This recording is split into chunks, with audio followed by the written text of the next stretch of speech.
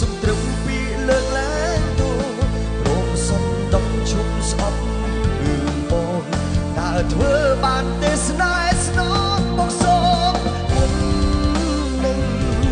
កាលគ្រាមុនបងឈឺចាប់ពេកស្រក់ទឹកភ្នែកស្ទើររៀងរាល់ថ្ងៃតែឆ្ងល់ណាំឆ្ងល់ចិត្តចង់រៃមិនប្រណីអូទើបតែដល់ពេលទៅអងចិត្តបងបែកគិតអាណិតចិត្តស្ងួន